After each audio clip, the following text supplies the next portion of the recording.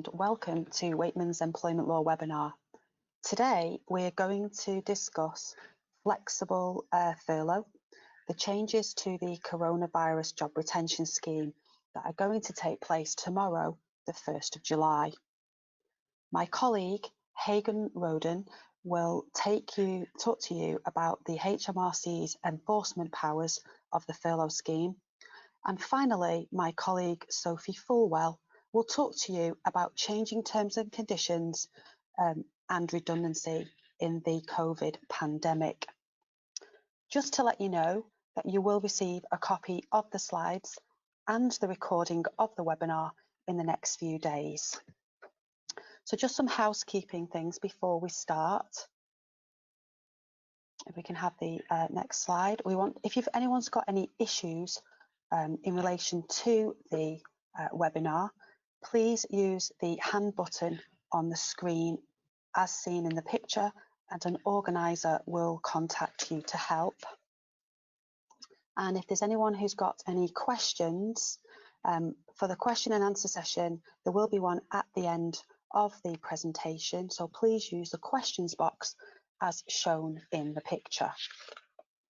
Okay, so if we start with our first topic today, which is going to be presented by myself, and it's in relation to flexible furlough. So where are we up to with the coronavirus job retention scheme? We know many of our clients have been using the furlough scheme since it started and are familiar with how it works. But as the scheme is set to change significantly from tomorrow onwards, the 1st of July, we thought at Wakeman's it's worth recapping where we're up to. The coronavirus job retention scheme was introduced by the Chancellor on the 20th of March 2020. Now I'll give you a quick recap of the current scheme. The current scheme allows employees to be placed on furlough leave. They must be placed full-time on furlough leave, and that's for all of their normal working hours for a minimum period of at least 3 weeks, and the employer can recover 80% of the employee's wage costs. But this is strictly on the proviso that an employee does not work at all for the employer during the furlough period. Now, under the existing scheme rules, there are 3 scenarios. You can furlough an employee for longer than 3 weeks, so you might choose a period of, let's say, 8 weeks to furlough someone. That's option 1. Option 2, you might re-furlough an employee every 3 weeks and take a view every 3 weeks as to whether you want them back in the workplace or not. Or option 3 is you can rotate different groups of employees for a period of not less than 3 weeks. So you might identify Group A and Group B. So Group A would be placed on furlough while Group B are at work, and then they swap and rotate. So that's the current 3 scenarios that you can have. Now in May, it was announced that the scheme would be ending on the 31st of October 2020. And employers have had the benefit of this scheme for 8 months. Businesses now need to think about the future and how we might make the transition between the current situation, where we have an estimated 1 in 4 UK workers being on furlough, and trying to get back to some sort of normality. The government has spoken a lot about avoiding a cliff edge or a sudden withdrawal of furlough funding. So they've made the decision to gradually taper down the funding between now and the end of the scheme in October. So when we look at the new scheme, the amended scheme from tomorrow onwards, we need to be thinking in terms of funding, and then separately in terms of the hours that employees can work on the flexible furlough. So that's how my slides are structured. We're going to look at funding first, and then we'll look at the hours, how they can work. So moving on to the next slide.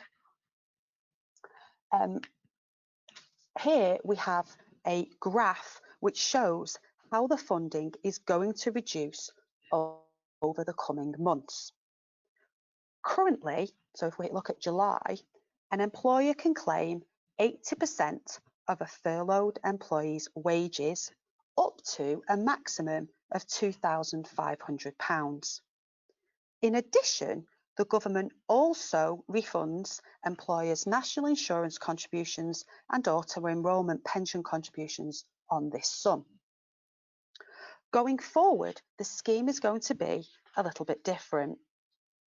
At the outset, it's important to note that the amount an employee is going to receive between now and October will not change.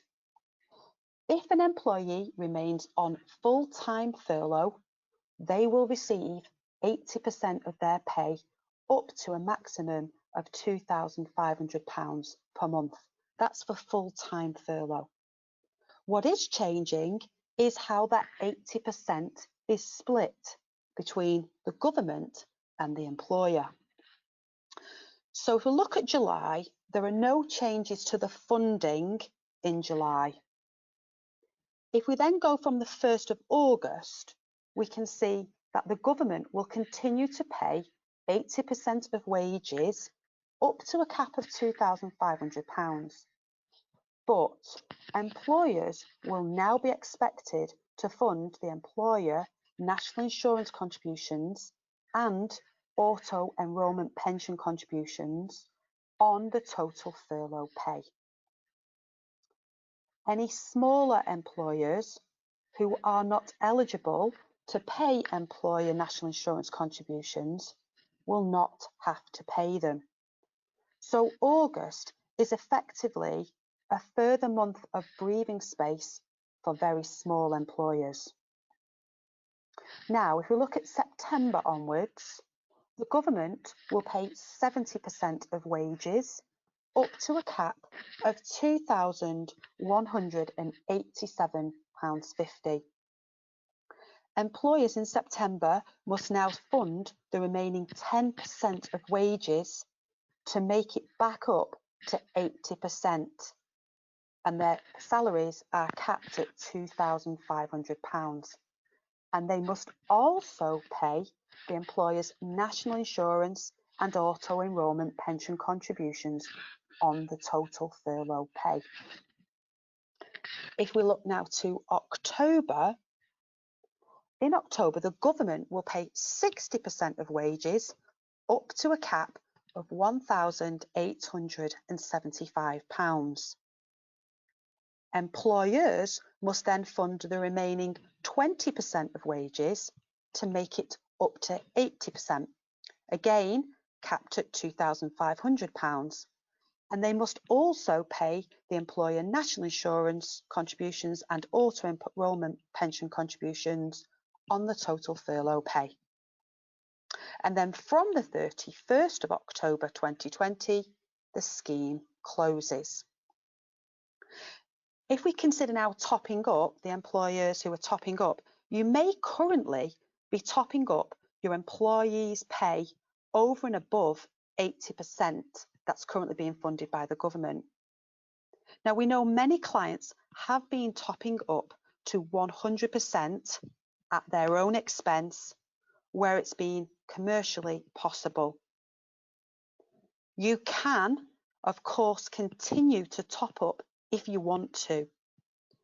Obviously, topping up above 80% may now become less affordable to your business.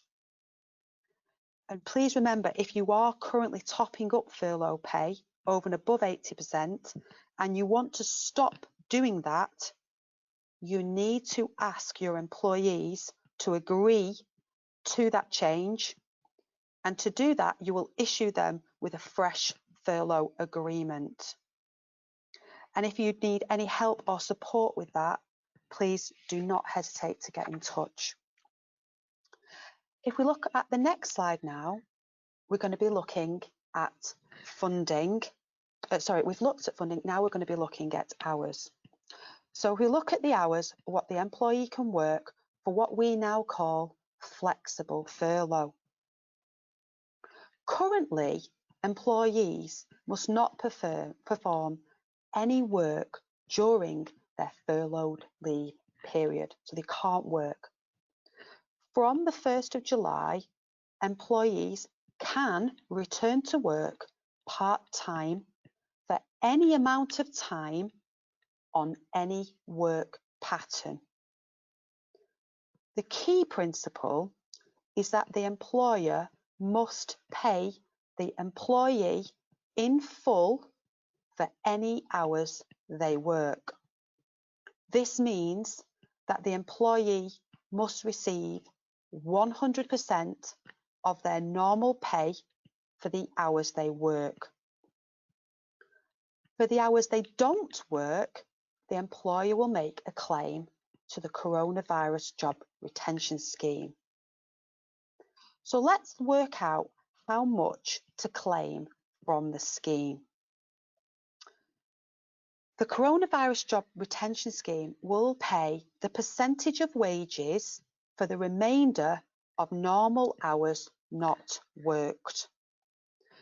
If your employee is flexibly furloughed, you're going to need to keep a record of A, their normal hours, B, the actual hours they work, and C, the number of furloughed hours. So there's three things you've got to maintain a record of: the normal hours, the actual hours, and the number of furloughed hours. So the next question that you've got to consider is, well, what counts as normal hours? If an employee has fixed hours, their normal hours will be the hours they work in the pay period prior to the 19th of March 2020. If an employee works variable hours, then you're going to have to look at one of two things. You need to consider which of the following is the higher. So you need to look at their average number of hours worked in the tax year 2019-2020, or the average number of hours worked by the employee in the corresponding calendar year the last year. And it's whichever one is the higher figure you will use where an employee has variable hours. So how do you work out an employee's furlough pay when they return to work on flexible furlough? Well, the government's produced a number of helpful examples that can provide support to companies. If you've got any complex scenarios that you need help with, please do not hesitate to get in touch with us so we can help you. What you need to do is you need to check if they have fixed pay or variable pay. So if they have fixed pay, you start with the pay that the employee received in the pay period prior to the 19th of March. And if they have variable pay, you look at the average pay in the tax year 1920, or you look at the pay that the employee received in the corresponding calendar period, whichever is the higher. One of the key things to bear in mind is when you're calculating furlough pay, you disregard any pay increases or decreases that have been awarded since the 19th of March. Okay, so let's have a look at an example. And if we look at our next slide, you'll see I've provided an example to consider. Okay, so we've got an employee here who normally works 100 hours in July and is paid £3,000 per month. He actually only works 60 hours and the number of his furlough hours is 40 hours. So we take 80% of his normal pay, and that works out to be £2,400. We then multiply that figure by the number of furloughed hours, which in this case is 40, and we then divide that by the number of normal hours, which is 100. The amount that can be claimed back from the coronavirus job retention scheme by the employer is £960. The employer must pay the employee in full for all the work that he has done. So that would be 100% at 60% of his hours is £1,800. So the employee will receive £1,800 plus £960. That would be his total pay. And the employer can recover £960 from the scheme. So if we have a look at the next slide, you'll see it in the pie chart shown very clearly. So here we have an example which is in July, £3,000 per month is the pay. And we can see clearly what the employer is going to pay is 60%. And on the right-hand side, we can see the amount that's going to be claimed from the coronavirus job retention scheme.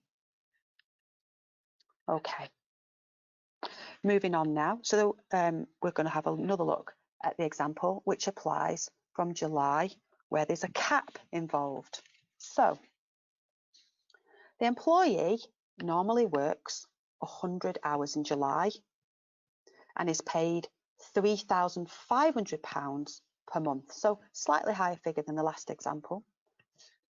They actually work 60 hours and their furlough hours are 40 hours. If you take 80% of the employee's normal pay, that would give you the figure of £2,800. You then multiply that figure by the number of furlough hours, which in this occasion is 40, and you divide that number by the number of normal hours, which is 100. The amount that the employer would want to claim from the scheme is £1,120, but that figure is subject to the cap, and it will be capped at £1,000 because that's the most that you can take from the system.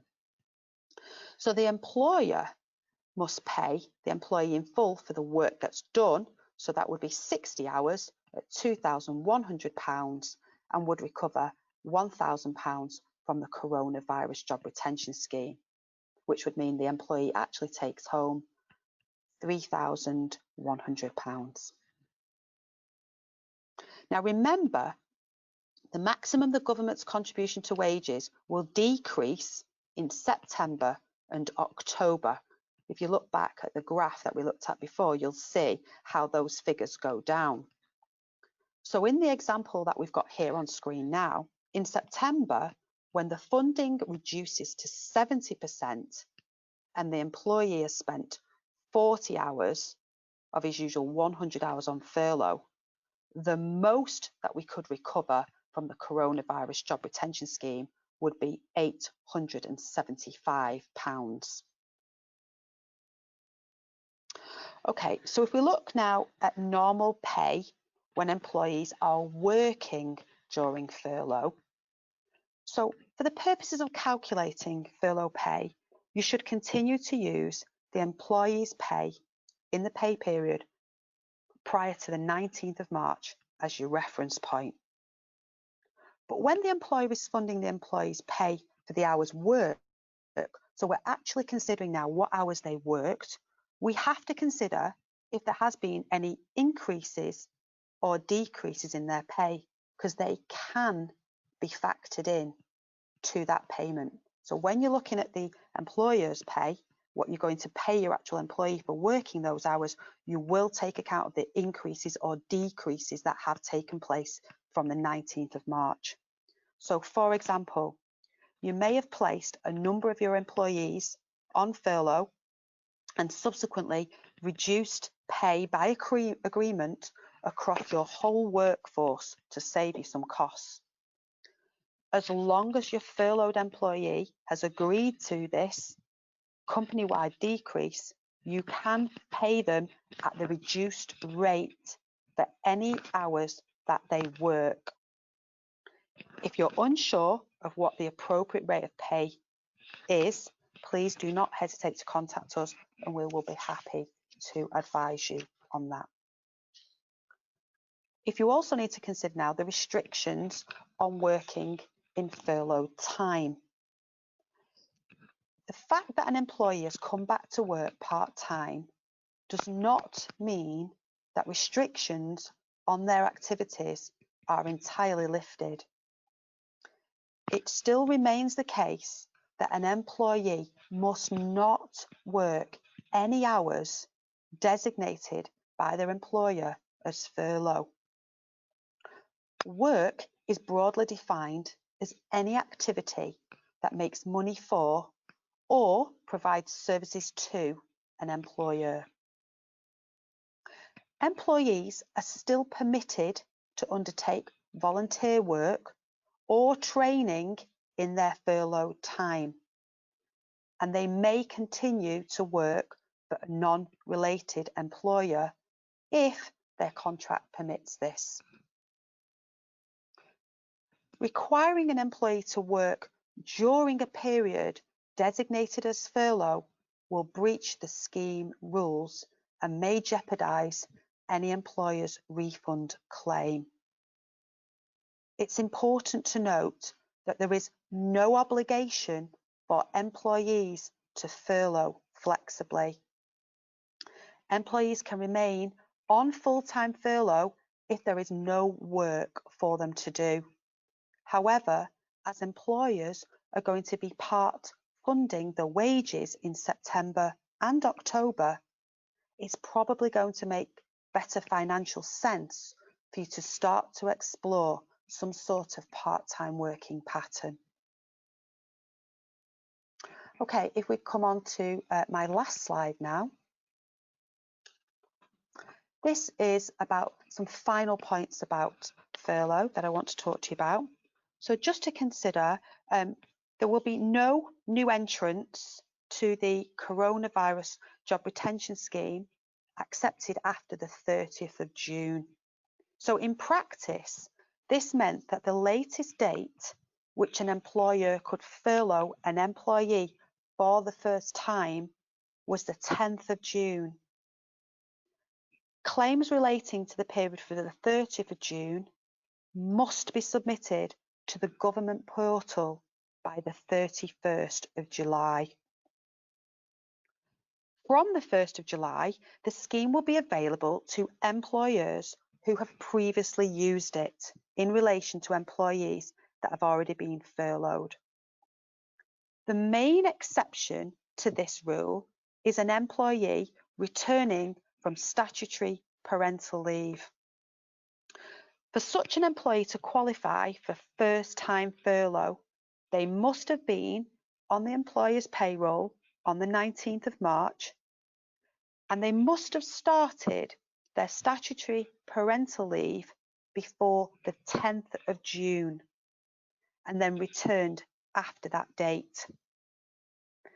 And they must have been employed by the organisation that has furloughed at least one other member of staff for a minimum 3-week period.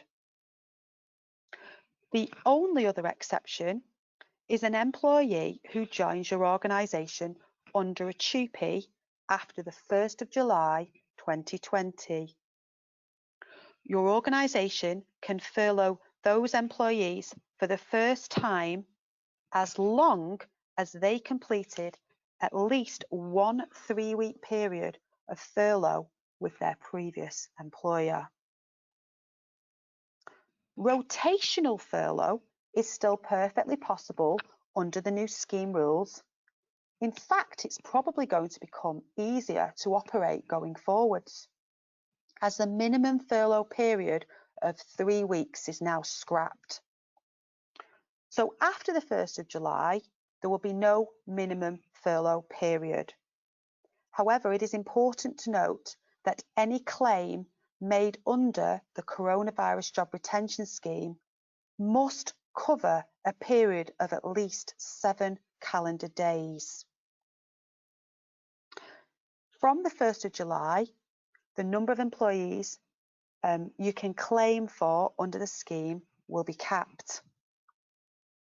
So for example, if an employer furloughed 20 employees in April, 50 employees in May and 30 employees in June, the most you can include going forwards from the 1st of July would be 50 employees. The only exceptions are employees returning from statutory parental leave and employees joining an organisation under a TUPE. Any new furlough arrangements must be agreed with the employee and confirmed in writing, even if the employee is already on full-time furlough. So if you're moving from a full-time furlough situation into a flexi furlough situation where they're going to be working part-time for you, this must be confirmed in writing. Now, no written response is required from the employee, but it is preferable to obtain a response from the employee so we all know very clearly what is going to happen. We've already been asked by a number of clients whether, once an employee has been flexibly furloughed, further changes can be made to their working patterns or working hours. And the answer to that is yes, you can. But remember that any claim to the scheme must cover a minimum period of at least 7 calendar days. Okay, that concludes my section now. I'd like to introduce you to my colleague, Hayden Rogan, who is going to talk to you about the HMRC's enforcement powers and the furlough scheme going forwards. Thanks, Adele. As Adele has noted, I'm just going to briefly look at the proposed new HMRC enforcement powers in relation to the coronavirus job retention scheme, which for brevity I'll refer to as the furlough scheme. To put this into context, the cost of the furlough scheme, by the time it's currently scheduled to close at the end of October, is currently expected to be in the region of £60 billion. So whilst the scheme has been widely welcomed and of course used by businesses and employees across all sectors, there are concerns over potential abuse of the scheme. And to that end, draft legislation is being published setting out measures to recover furlough payments to which the recipient is not entitled or which have been used to meet anything other than employee costs. This legislation is intended to be included in the Finance Bill 2020 that's currently working its way through Parliament and is expected to be enacted shortly. It could be as soon as next month.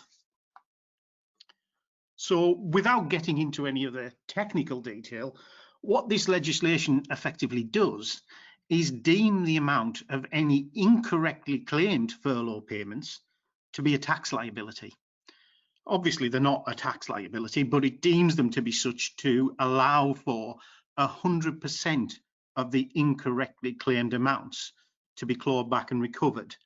And it also facilitates the use of the well-trodden recovery mechanisms and procedures that we've had in place to recover tax. So under the proposed legislation, employers will have 30 days from when the legislation comes into force, which is when the Finance Bill receives royal assent, to notify HMRC of any historic errors in claims that have been made up to that point in time. And thereafter, any errors will have to be notified within 30 days of receipt of the payments. Now, to give this legislation some teeth and encourage compliance, as well as having to repay the incorrectly claimed furlough payments, there are penalties for failure to notify HMRC of any errors within those 30-day time limits. Now, these penalties range from 30% to 100% for voluntary disclosures, so where employers have made notifications outside the 30-day time frame, and go from 50 to 100% where it's HMRC that approach the business or employee first and then errors are discovered. We're being advised that HMRC are going to adopt a light touch in relation to the penalties regime. So genuine errors will not necessarily be penalised. It's only really in cases of deliberate non-compliance that the penalties will kick in. I would say a little bit of care is required in this respect, because obviously it'll be HMRC judging whether they believe the errors were genuine errors as opposed to deliberate. And the legislation deems any errors to effectively be deliberate. So we are relying on this assurance that there will be a light touch, but obviously it's better not to be in a position where we have to worry about the penalties. There is also an ability in the draft legislation for the liability to be transferred to the directors personally if the employer is or is likely to become insolvent and unable to pay. This is to deal with concerns that those who have abused the system could try and avoid liability by simply letting the business, the company, go bust. Again, in this case, there's got to have been some knowledge on the part of the directors. It's not going to catch genuine errors and mistakes. It's only where the directors had knowledge that these claims weren't correct that this sort of provision could be applied. Now, employees have been urged to report employers who've abused the scheme. And at the end of May, the end of last month, HMRC had received just under 1,900 reports from employees. And therefore, it's likely that these businesses will be quickly targeted if no notifications are made within the 30 days when the new legislation comes into force.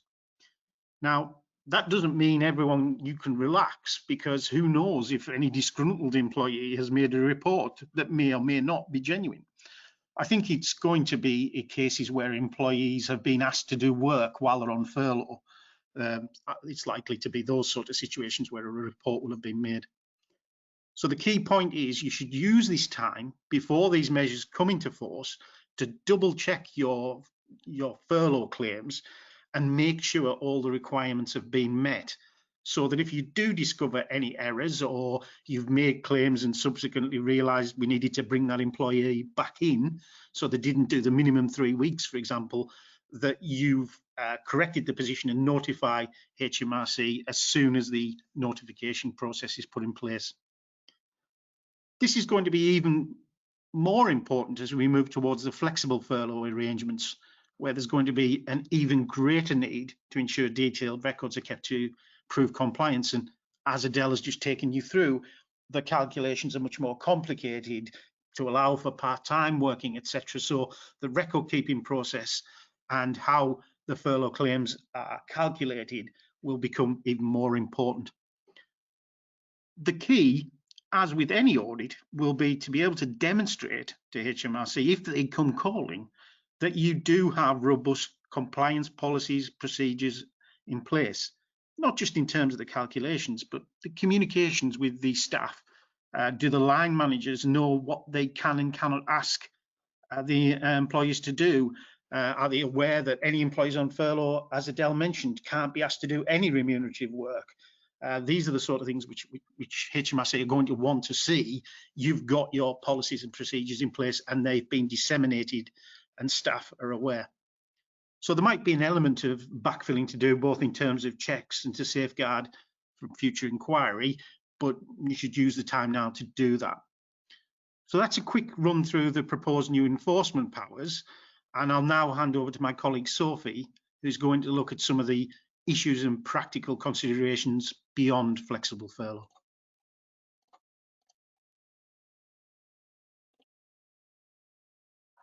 Thanks very much, Hayden. So as Hayden mentioned, we're going to move on to look at what happens beyond flexible furlough, so measures that you might need to take in preparation for when the coronavirus job retention scheme comes to an end. Many employers may find themselves in a position where they need to cut costs by reducing pay or reducing access to key benefits, either on a temporary or a permanent basis. The first step towards that will be to establish what the current contractual terms are and whether the changes proposed are already authorised in the employee's employment contract. For example, a common one is an express right for the employer to make changes to that specific area of the employment relationship. Commonly, we see that in relation to place of work or hours of work. These clauses, they need to be considered carefully before you seek to rely on them, as there is an overriding obligation not to act in a way that would damage the relationship of trust and confidence which exists between an employer and an employee. Many employment contracts also contain clauses that seek to give the employer a general right to make changes to any terms. However, these do seek to evade the general contractual principle that changes should be mutually agreed. So courts and tribunals will only rarely allow an employer to rely on them. And in practice, that means that they can only really be relied on where the employer was under an obligation to make a change, rather than where they wish to do so for the benefit of the business. If you can't rely on an existing contractual right to make changes, it's important to follow a full and proper process to make any changes if you want to minimise the risks to the business. So to do so, you should consult with the affected employees and seek their express agreement to the new terms. This can either be on an individual basis, or you could do it through a collective agreement which is binding on the employees concerned. This is, in effect, a selling exercise for the employer, and so it's important to consider the tone and the content of the consultation carefully to maximise the chances of the proposals being agreed by the employees. This should include explaining why the change is needed. In the current climate, that's likely to relate to the financial position of the business, where the alternative is potentially a formal restructuring and job losses. Employees should be made aware of this possibility, as they may well take the view that the change to their terms is the lesser of two evils in that situation. But it is important not to suggest that the employer has already made up its mind that redundancy dismissals would be inevitable, as a specific redundancy consultation should occur before that conclusion can be made. Another point to consider is whether the changes should be staged or phased or delayed to a specific time in the future, or whether employees could be offered any incentive to help them accept the change. For instance, a reduction in pay may be induced through the offer of a reduction in hours or the grant of additional holiday. Listening and responding to feedback received from employees during consultation can be a really powerful tool for an employer, as it's our experience that employees who feel their concerns are being ignored are much less likely to be flexible and agree to the change. Even if the employer can't ultimately accommodate the employee's concerns, just acknowledging them and demonstrating that they've been considered can go a long way in terms of creating goodwill. As a last resort though, where you can't get agreement to changes, employers can choose to dismiss on notice and re-engage the employee on the new terms. But it's often overlooked that that kind of dismissal will fall within the definition of redundancy for the purposes of the employment law provisions that govern collective redundancy consultation, even though I appreciate the employees not actually being made redundant and they will rejoin the business. So it's important to note that if sufficient numbers of employees are impacted, the duty to collectively consult over those dismissals will be engaged. So we'll look at collective consultation procedures and how COVID might impact on them now.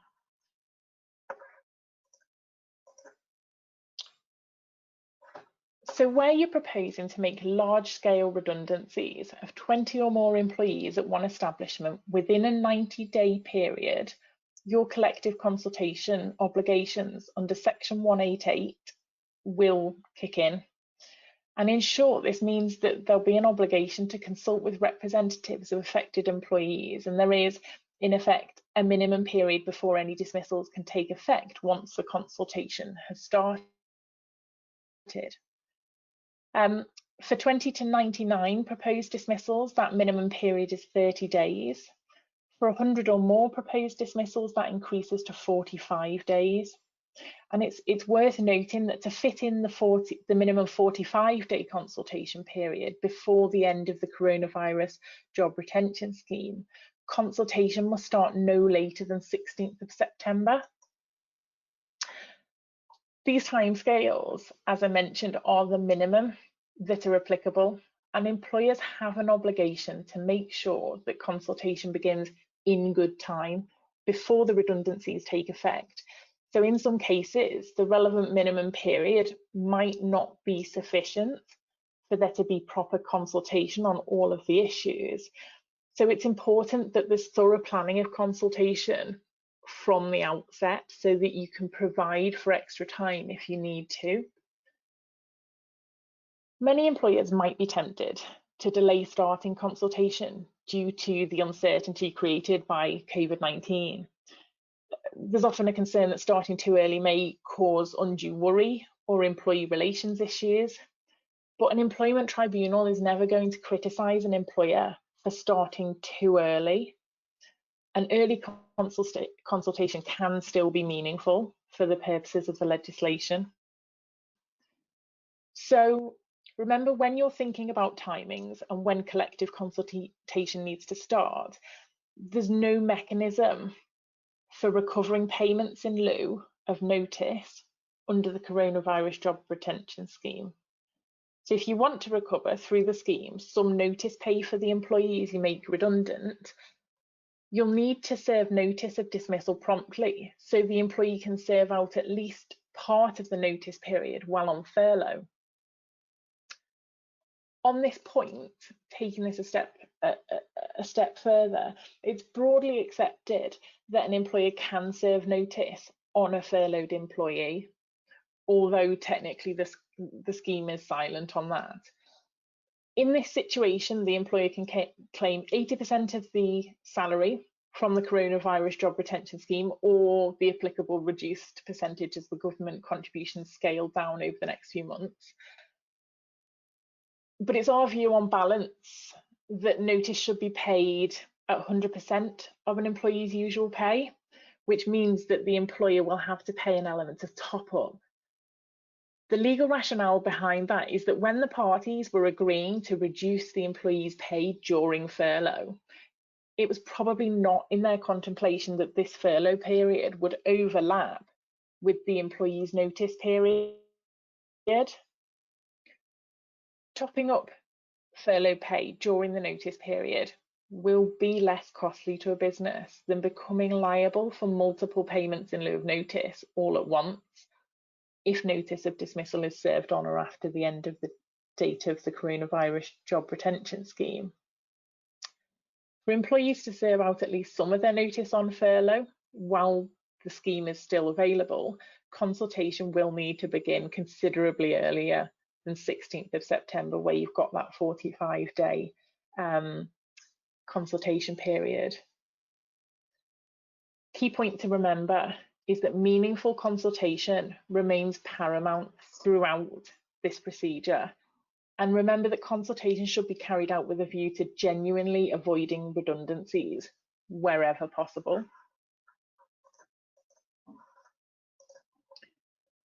So usually where the obligation to carry out collective consultation is triggered and an employer fails to comply, the employer will potentially be liable for a protective award, which is a maximum of 90 days pay per employee. However, there has been lots of discussion in the legal and HR press about the special circumstances defence, which may in some circumstances protect the employer from that liability where proper collective consultation isn't carried out. The defence means that where special circumstances render it not reasonably practicable to consult in good time or provide the statutory information that's required by legislation, the employer need not fully comply with the duty, but must still take such steps towards compliance as are reasonably practicable. Note that this exception does not altogether exempt employers from consulting, Employers are expected to consult as meaningfully as they can for as long as they can, even if it's not possible to consult for the statutory minimum periods. It will only be in extremely rare circumstances that the employer will be unable to consult at all. Case law sort of alludes to a sudden disaster, whether physical or financial, that would cause a business to close or become insolvent. So does COVID fit the bill for that? I think when the pandemic first struck, there was a strong argument that it did. For many businesses, for example, the overnight cessation of flights was arguably a sudden disaster for the aviation industry and related services. But the availability of the job retention scheme arguably puts a different spin on things. It relieves the immediate financial pressure and gives employers time and space to get organised. So against that backdrop, it's harder to argue that there is insufficient time to carry out consultation. It may be possible to make use of the special circumstances defence if you're genuinely unable to consult in full, but I would recommend that you seek legal advice before you start along that path. Consultation must include all affected employees. We often find that employers cast their net too narrowly. Affected employees may potentially include employees who are not directly at risk of losing their job. For example, employees at another site or employees on the same site, but who will pick up work when their colleagues are made redundant. So you need to think carefully about the knock-on effect of any dismissals you're proposing and which employees may need to hear about these effects. This is, of course, something that we can help you decide if you're not sure. You also need to think about the scope of consultation generally. The groups that may need to be consulted as part of a fair process would include trade unions recognised for collective bargaining, existing staff forums with an appropriate mandate, or elected employee representatives. If time is short and the prospect of electing employee representatives is daunting in the current environment, you might be tempted to consult with an existing employee staff forum, but you need to be really careful about that. For in order to meet the requirements of Section 188, the forum must have had a mandate to be consulted on collective redundancies at the point that it was formed. That's quite unusual, and it's more work, but much safer and more robust to elect employee representatives specifically for the purposes of this collective consultation.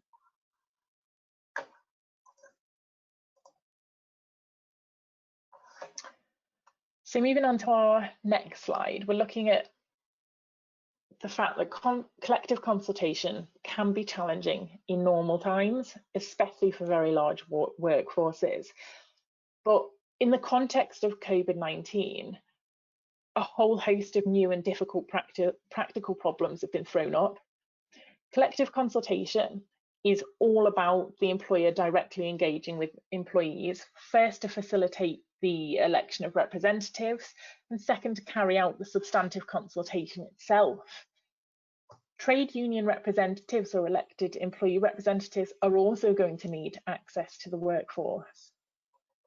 Remote working and furlough obviously make this a lot more difficult, as your traditional physical town hall style staff meetings or even team-based or site-based meetings are out of the question due to social distancing. Depending on the size and nature of your workforce and the facilities you have to work with, you can go one of two ways on this, either using innovative solutions or falling back on more tried and tested methods. If IT is universally available to staff, consultation could take place over online platforms such as Zoom or Microsoft Teams. However, even where you have an extensive IT infrastructure, it will be rare that all employees are set up to participate in video conferencing from home.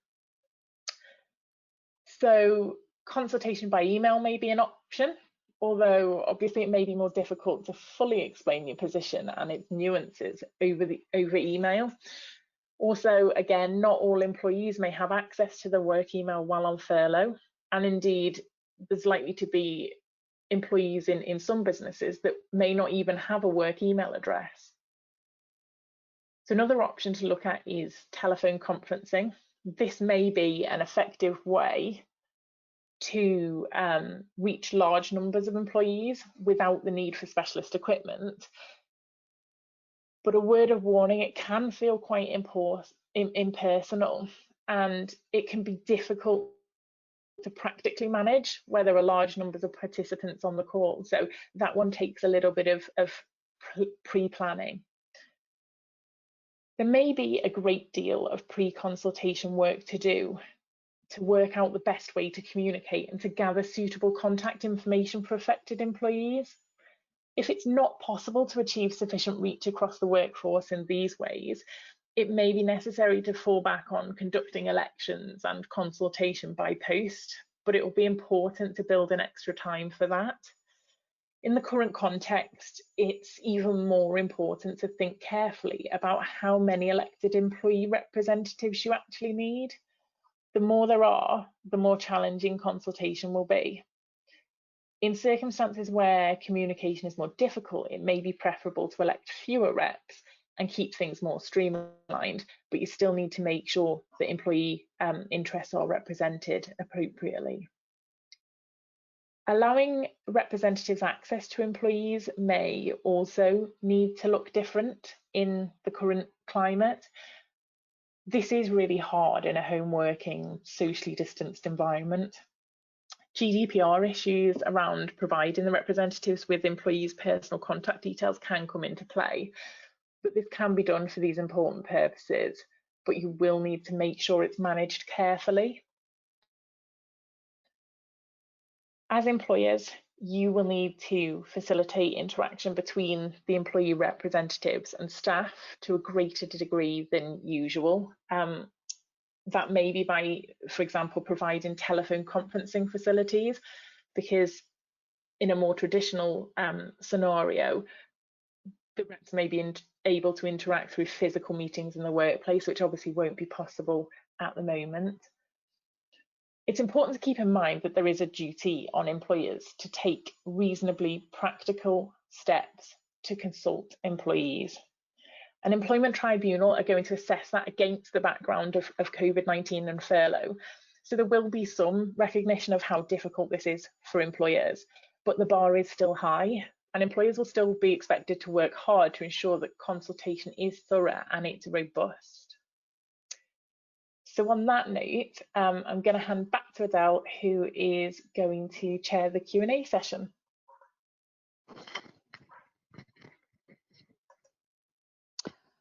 Thank you, Sophie. If we just move on now to the next slide, please, and how we can help you. Well, here at Waitmans, we can help you with flexible furlough agreements, in your method of selecting employees for furlough leave, any redundancy consultation issues that you might have, restructures or reorganisations, avoiding discrimination, and any whistleblowing type issues. You might have questions regarding holiday, sickness and refusal to work issues. We're here to help you with all of those, so please do not hesitate to get in touch with us. And now we are going to go on to our next section, which is the question and answer section. So there are a number of questions flooding in from you all, and there are a number of themes actually coming through. So I'm going to start with one of them, which relates to the 7-day minimum flexible furlough. Someone's messaged in asking us, can we clarify the 7 days minimum claim?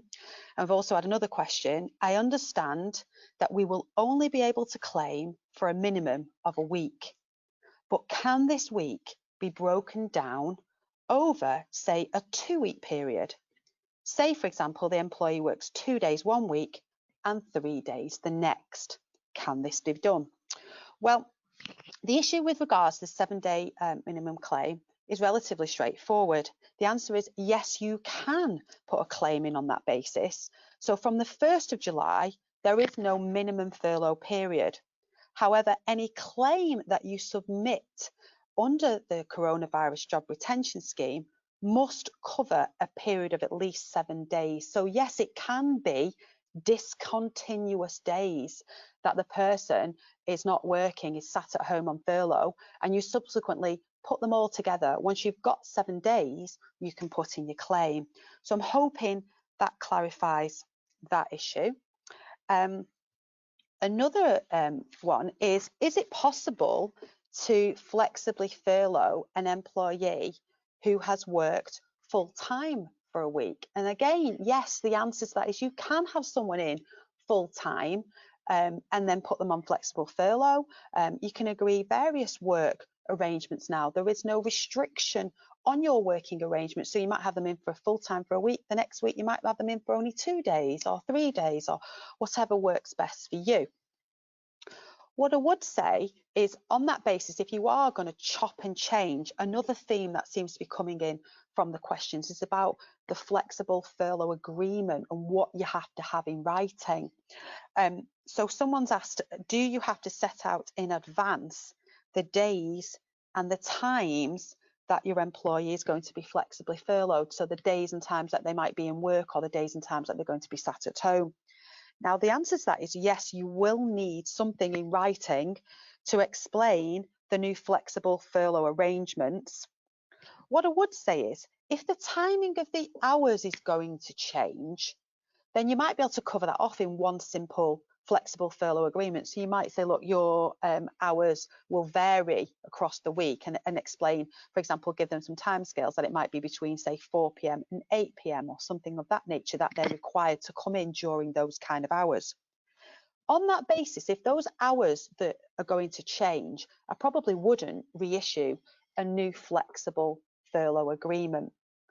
When I would reissue a new flexible furlough agreement would be when the number of hours is going to change.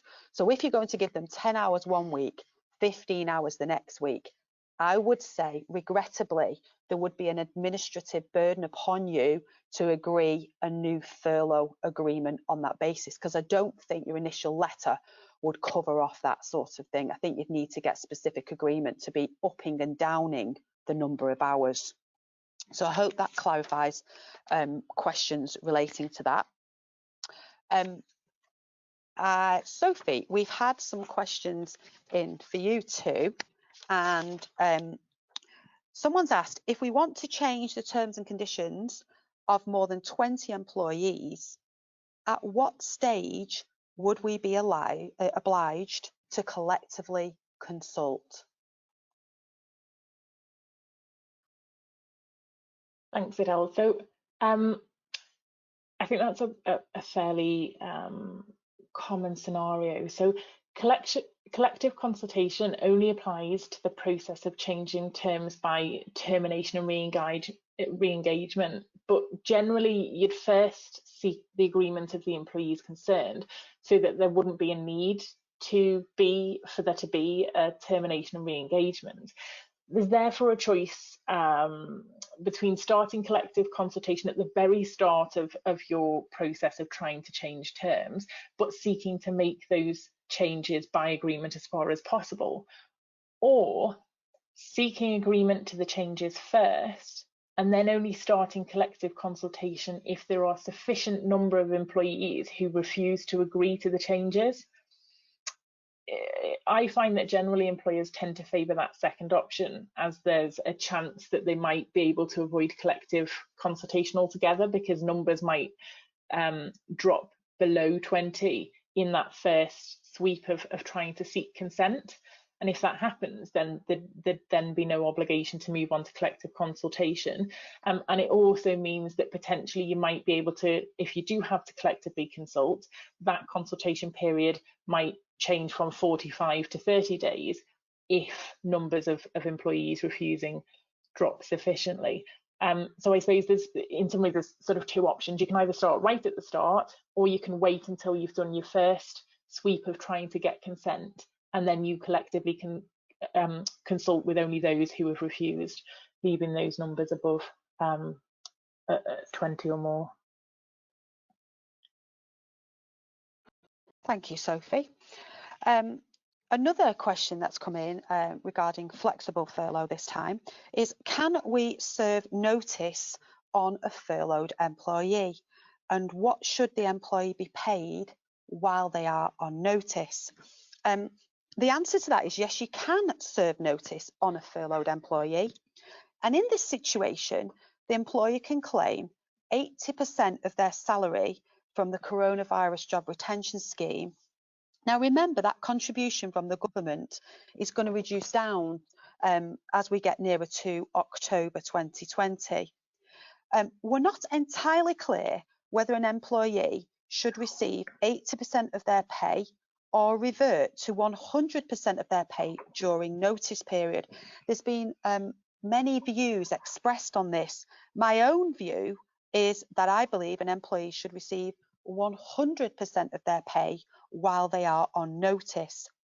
It is important to note that there is no mechanism for an employer who pays notice in lieu to be able to recover the pay from the Coronavirus Job Retention Scheme. So if you are going to put your employees on notice and you're wanting to make use of the scheme, it is better that you make your employees work their notice rather than paying them in lieu, as you won't be able to recover that money from the scheme.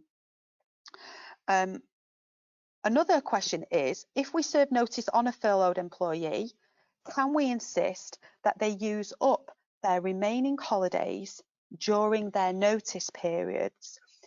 In other words, can furlough, notice and holiday all run concurrently? Yes, the answer to that is it can.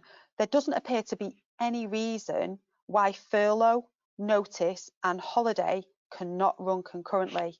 But bear in mind, when they are allocated as being on holiday, they must be paid at 100% of their pay. One more, Sophie, for yourself.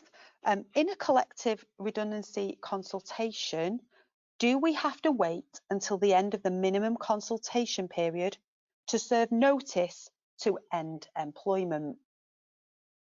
Okay, so I think it's a fairly common misconception that collective consultation has to last for the whole of the relevant minimum consultation period, with notice being served after that fixed period passes. That's actually not the case. The requirement is in fact that the minimum period has to pass between the start of consultation and the date that the first dismissal takes effect, so effectively the date that that employee leaves the business. So it's technically possible to serve notice during the minimum consultation period and for notice to start ticking during that period. But the danger of doing that is that you might be found not to have allowed the consultation to run its full course. As once notice is given, you're effectively saying that the consultation's at an end. So this should only really be considered where you can show that you've genuinely tried to consult with a view to reaching agreement, and agreement has either been reached or you've completely exhausted that possibility. But those are going to be fairly rare circumstances.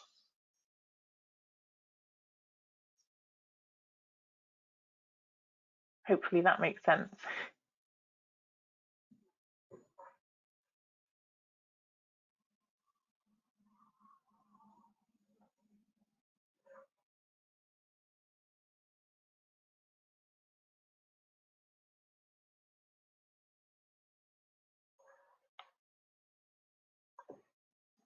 Thanks, Adele. Thanks, Sophie. I think we've already overrun our time. Obviously, we've hopefully you've all found that useful.